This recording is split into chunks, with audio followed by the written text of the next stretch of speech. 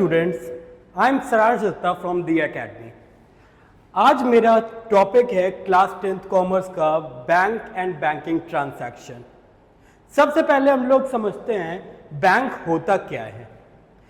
Bank एक institution है जो कि डिपॉजिट एक्सेप्ट करता है और लोन को प्रोवाइड करता है टू द पब्लिक। अब कैसे कैसे डिपॉजिट करता है, तो कई तरीके के डिपॉजिट अकाउंट बैंक कस्टमर के खोल सकता है। पहला है फिक्स डिपॉजिट, सेकंड है सेविंग डिपॉजिट, थर्ड है करंट डिपॉजिट एंड फोर्थ है रिकरिंग डिपॉजिट। फिक्स डिपॉजिट होता क्या है? फिक्स डिपॉजिट कस्टमर कुछ फिक्स टाइम पीरियड के लिए जमा करते हैं जिस पे बैंक उनको इंटरेस्ट देता है। तो क्या फिक्स डिपॉजिट को पहले नहीं निकाला जा सकता है?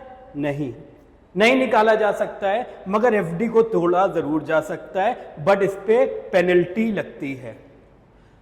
सेविंग डिपॉजिट क्या होता है? This is generally for salary class people, जिनको अपना पैसा टाइम पीरियड के लिए सेव करना है। तो सेविंग डिपॉजिट हम कितनी बार भी जमा कर सकते हैं और कितनी बार भी निकाल सकते हैं, ये क्वेश्चन है। यस, मगर इसमें भी बैंक टू बैंक डिफर करता है कि इस पे भी कुछ लिमिट है, रेस्ट्रिक्शंस है, number of withdrawal and number of deposit पे। थर्ड है current deposit. Current deposit businessman खोलते हैं। क्यों बिजनेसमैन क्यों खोलते हैं? बिजनेसमैन इसलिए खोलते हैं क्योंकि इस अकाउंट में there is no limit of withdrawal and deposit. आप n नंबर ऑफ टाइम्स इसमें विड्रॉ भी कर सकते हो और n नंबर ऑफ टाइम्स इसमें डिपॉजिट भी कर सकते हो। तो क्या इस पे कोई इंटरेस्ट बैंक देता है आपको? नहीं, not a single percent bank is going to give the interest, but rather bank will charge some fee for the service which they are providing. Next है recurring deposit. Recurring deposit क्या होता है? Recurring deposit भी एक fix time period के लिए ही deposit होता है। में डिफरेंस क्या है फिक्स डिपॉजिट और रिकरिंग डिपॉजिट में? फिक्स डिपॉजिट में आप लमसम डिपॉजिट करते हो, बट रिकरिंग डिपॉजिट में आप रेगुलर इंटरवल में डिपॉजिट करते हो। लाइक फॉर एग्जांपल, आपको 5 इयर्स के लिए डिपॉजिट करना है, तो हर साल आप 50,000 रुपीज जमा कर रहे हो, तो 5 साल में कितना टोटल हो गया? 2,50,000।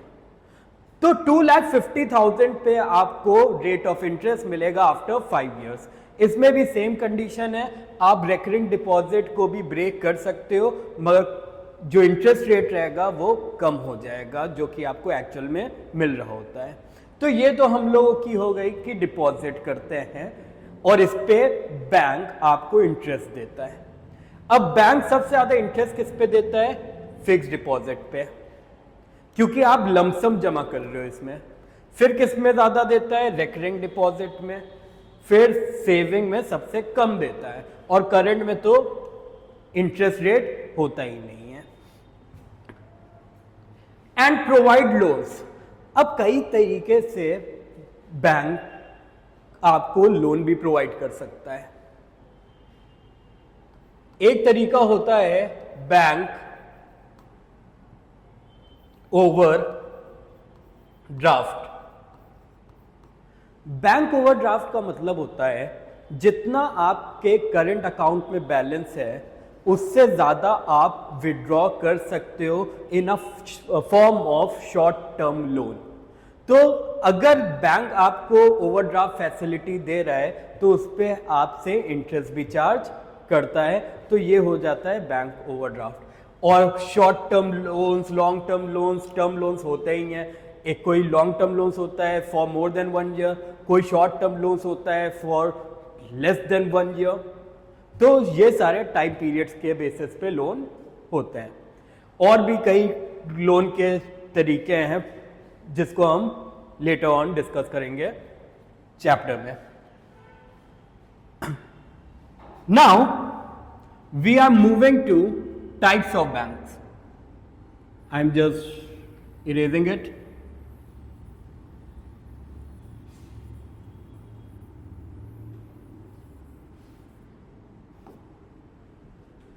टाइप्स जो आपके कोर्स में वो दो तरीके के हैं। पहला है सेंट्रल बैंक,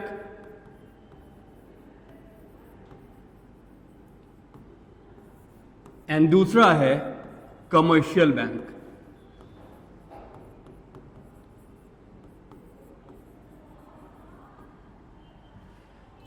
हर कंट्री के अपने सेंट्रल बैंक होते हैं। इंडिया का सेंट्रल बैंक है reserve bank of India, RBI. अब रिजर्व बैंक ऑफ इंडिया का काम क्या रहता है? रिजर्व बैंक ऑफ इंडिया का मेन फंक्शन होता है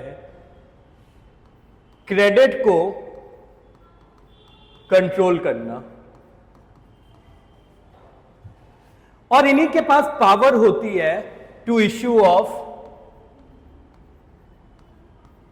currency, issue of currency notes. जो भी आप 500 200 रुपए की नोट देखते हैं वो कौन का इश्यू करता है? आरबीआई इश्यू करता है। So central bank has the monopoly to issue currency notes.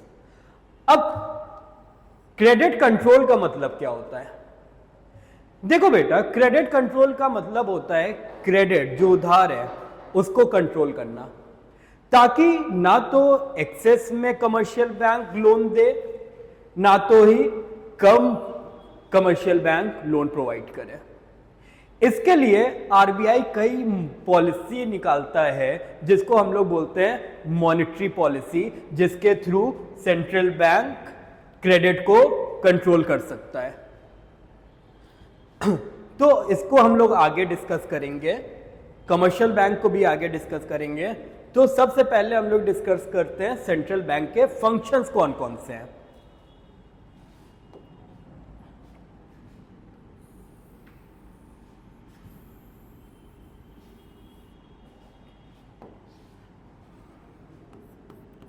Functions of central bank.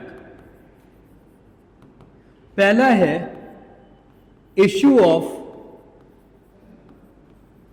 Currency notes. जैसे कि मैंने अभी बताया, सेंट्रल बैंक के पास, आरबीआई के पास मोनोपोली है नोट को इश्यू करने की। No other bank has the right to issue the currency notes, no commercial bank has the right. So that means बस आरबीआई इश्यू कर सकता है करेंसी नोट्स को। सेकेंड पॉइंट है बैंकर टू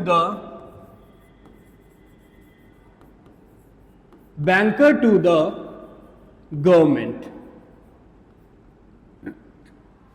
नाउ सी,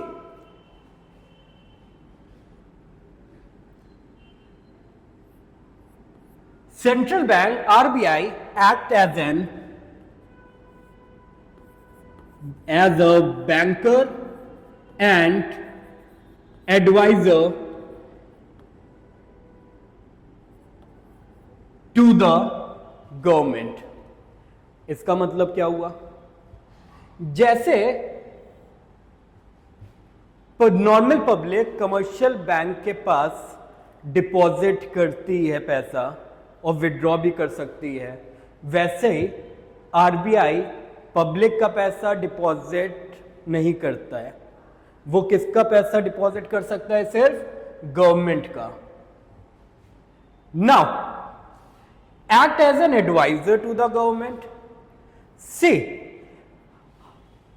जो government है उनको कई तरीके की एक्सपर्ट एडवाइस की जरूरत होती है रिलेटेड टू पॉलिसी मेकिंग। अब हम लोग जानते हैं हमारे जो मिनिस्टर्स हैं वो कितने पढ़े लिखे हैं, राइट? वो बहुत पढ़े लिखे हैं, तो इसलिए उनको कभी कभी ज़रूरत पड़ जाती है कि उनको भी एडवाइस की ऑफ द एक्सपर्ट्स। तो बैंकर टू द गवर्नमेंट का मतलब होता है it act as a banker as well as an adviser to the government of various economic issues. I hope it is clear. Next है it is bankers bank. अब bankers bank से मतलब क्या है? अगर कॉमन पब्लिक को पैसे की जरूरत होती है वो कमर्शियल बैंक के पास जाके लोन ले सकता है, मगर आरबीआई के पास जाके कभी भी लोन नहीं ले सकता है। वैसे ही कमर्शियल बैंक को कभी कभी लोन की रिक्वायरमेंट हो सकती है, तो कमर्शियल बैंक किससे लोन ले सकता है? आरबीआई से ले सकता है। सिंपल सी बात है, आरबीआई फ्री में लोन नहीं देगा। आरबीआई कुछ इंटरेस्ट रेट कमर्शियल बैंक से भी चार्ज करता है, जिसको हम लोग बोलते हैं bank rate, bank rate. Next है क्रेडिट कंट्रोल। ये बहुत इंपॉर्टेंट फंक्शन है सेंट्रल बैंक का, क्रेडिट कंट्रोल। अब आरबीआई नहीं चाहता है कि क्रेडिट बहुत ज्यादा दिया जाए या बहुत कम दिया जाए। क्यों नहीं? क्या कॉन्सिक्वेंस होंगे अगर क्रेडिट बहुत ज्यादा दे दिया जाए? उसका एक बहुत बड़ा रीजन है कि अगर बहुत ज्यादा क्रेडिट दे दिया जाता है तो इन्फ्लेशन होने के चांसेस बढ़ जाते हैं। अब नया टर्म है इन्फ्लेशन। क्या होता है? इन्फ्लेशन का मतलब है gradual rise in general price level. अगर हम लोग हिंदी में बोले महंगाई को हम लोग इन्फ्लेशन बोलते हैं। अब महंगाई बढ़ क्यों रही है, इन्फ्लेशन बढ़ क्यों रहा है क्रेडिट होने से? हमेशा ध्यान रखो बेटा कि अगर डिमांड सप्लाई से ज्यादा हो जाती है तो प्राइस जो है वो इंक्रीज कर जाता है। ये जनरल रूल है। डिमांड ज्यादा हो रही है सप्लाई से, दैट मीन्स आप ज्यादा डिमांड कर रहे हो तो प्राइस बढ़ा दिया जाता है ताकि डिमांड को कंट्रोल में लाया जा सके। अब क्रेडिट से डिमांड कैसे बढ़ती है? अब सीधी सी बात है, लोग क्रेडिट लेंगे, उधार लेंगे तो कई सामान गुड्स एंड सर्विस में लगाएंगे, राइट? तो जब गुड्स खरीदेंगे तो डिमांड तो बढ़ेगी और डिमांड बढ़ेगी तो इन्फ्लेशन बढ़ेगा। अब इसको कंट्रोल करने के लिए आरबीआई कुछ पॉलिसी निकालता है जिसको हम लोग बोलते हैं मॉनेटरी पॉलिसी। अब मॉनेटरी पॉलिसी में कई मेथड आते हैं जिसके थ्रू क्रेडिट को कंट्रोल कर लिया जाता है। जैसे एक है बैंक रेट, दूसरा है ओपन मार्केट ऑपरेशन। ये एक्चुअल में सेकेंड टॉपिक है जिसको हम लोग बाद में डिस्कस करेंगे, तो हम लोग उसी में पढ़ लेंगे। अभी के लिए इतना ध्यान रखो बेटा कि क्रेडिट कंट्रोल करता है, ना ज्यादा क्रेडिट हो कंट्री में ना कम क्रेडिट हो कंट्री में। Next point is custodian of foreign exchange reserve. See, RBI is a custodian of foreign exchange reserve. That means जितनी भी फॉरेन एक्सचेंज होगी कंट्री की, उसकी कस्टडी किसके हाथों में होगी? आरबीआई के हाथों में होगी। अब आरबीआई के हाथों में होती क्यों है? ताकि हमारा जो बैलेंस ऑफ पेमेंट है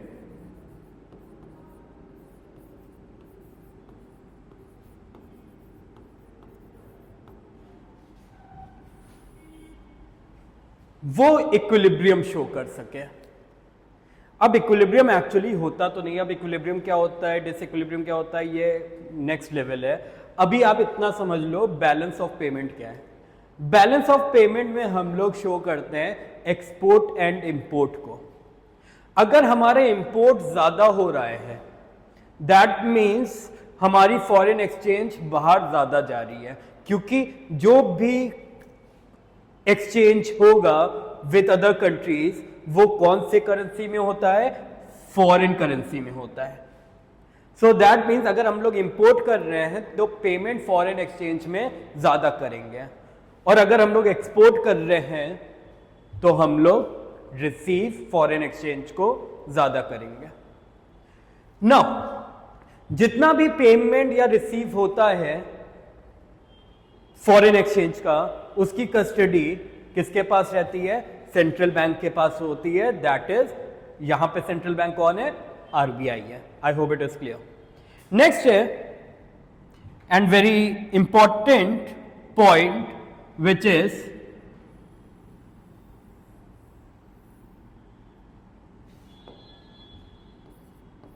clearing house facility। अब इसका मतलब ये मत समझ लेना कि हाउस क्लियर हो जाएगा। क्लियरिंग हाउस फैसिलिटी का मतलब है अकाउंट का सेटलमेंट करना। कौन से अकाउंट का सेटलमेंट करना? अब देखो बेटा, दो कमर्शियल बैंक है सपोज, एक है एसबीआई, एक है एसबीआई और दूसरा है पीएनबी।